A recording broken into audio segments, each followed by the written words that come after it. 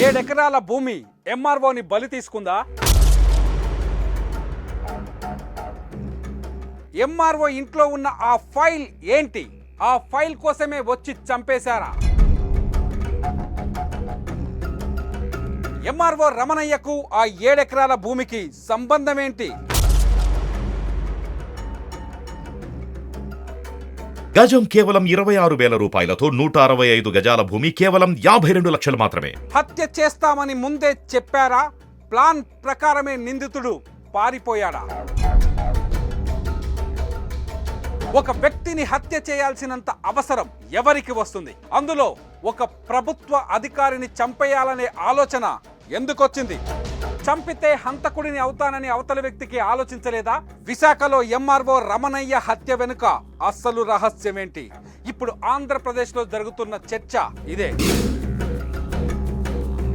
జీవీడి ప్రసాద్ అని చెప్పి ఆర్టీసీలో వర్క్ చేస్తుంటాడమ్మా. ఆయనేమో చంపుతామని గట్టిగా బలంగా బెదిరించాడు. మా వాచ్మెన్ సెల్ నుండి ఆయన ఫోన్ చేయడం జరిగింది. ఆయన రికార్డు తీస్తే మొత్తం ఇదంతా బయటకు వచ్చే అవకాశం ఉందని మాకు అనిపిస్తుంది. ఎంఆర్ఓ రమణయ్య హత్యకు విజయనగరం జిల్లా చీపురుపల్లిలోని 7 ఎకరాల భూమికి ఏదో లింక్ ఉంది.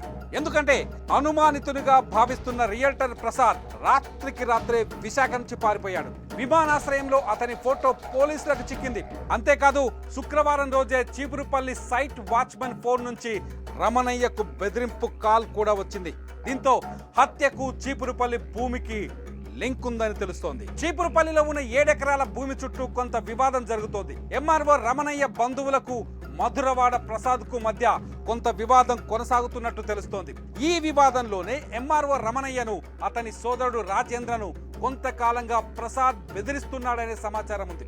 శుక్రవారం మధ్యాహ్నం కూడా చీపురుపల్లి ల్యాండ్ వాచ్మెన్ ఫోన్ నుంచి కాల్ చేసి రమణయ్యను చంపేస్తామని బెదిరించినట్టు తెలుస్తోంది. కట్ చేస్తే సాయంత్రమే రమణయ్య ఇంటికి వచ్చిన దుండగులు ఆయనతో గొడవపడి ఇనుపరాడుతో దాడి చేసి పారిపోయారు. అయితే రమణయ్యపై దాడికి ముందు ఒక చిన్న ట్విస్ట్ ఉంది. అదేంటి అంటే రమణయ్యపై దాడికి ముందు ఆయన ఇంటికి ఒక పూజారి వచ్చి వెళ్లారు. ఆయన తీసుకొచ్చిన ఒక ఫైలును జాగ్రత్తగా ఉంచమని రమణయ్యకు చెప్పినట్టు తెలుస్తోంది. రమణయ్యపై దాడి చేసిన దుండగులు కూడా అదే ఫైల్ కోసం రమణయ్య ఇంటికి వచ్చారని, ఆ ఫైల్ కోసమే అతని పైన దాడి చేశారని పోలీసులు అనుమానిస్తున్నారు. రమణయ్యను హత్య చేయడానికి దుండగులు ముందుగానే ప్లాన్ చేసుకున్నారా అంటే అక్కడున్న ఆధారాలు అవుననే సమాధానం ఇస్తున్నాయి. ఎందుకంటే రమణయ్యను చంపిన తర్వాత అనుమానితుడిగా భావిస్తున్న రియల్టర్ ప్రసాద్ అంటే నిన్న రాత్రే విమానం ఎక్కి పారిపోయాడు. ఎయిర్పోర్ట్ సీసీటీవీలో అతని ఫుటేజ్ ని కనిపెట్టారు పోలీసులు. అంతేకాదు నిందితుడు ప్రసాద్ అనేక సార్లు ఎంఆర్ఓ రమణయ్య ఆఫీస్ కు కూడా వెళ్ళొచ్చినట్టు తెలుస్తోంది. ఇదంతా చూస్తే ఫుల్ ప్లాన్ తోనే రమణయ్య హత్య జరిగిందని అర్థమవుతోంది. పారిపోయిన ప్రసాద్ కోసం పోలీసులు 10 బృందాలుగా వెతుకుతున్నారు. ప్రసాద్ ని పట్టుకుంటే కానీ హత్య ఎందుకు జరిగిందో తెలియని పరిస్థితి. అసలు హత్యకు చీపురుపల్లి భూమికి లింక్ ఏంటో కూడా బయట పడని పరిస్థితి. కాకపోతే ఒక్కటి మాత్రం నిజం, చీపురుపల్లిలోని ఆ 7 ఎకరాల భూమి కోసమే ఎంఆర్ఓ రమణయ్యను చంపేశారన్నది నిజం. చూద్దాం ఈ కేసులో ఇంకెన్ని ట్విస్టులు బయటకు వస్తాయో.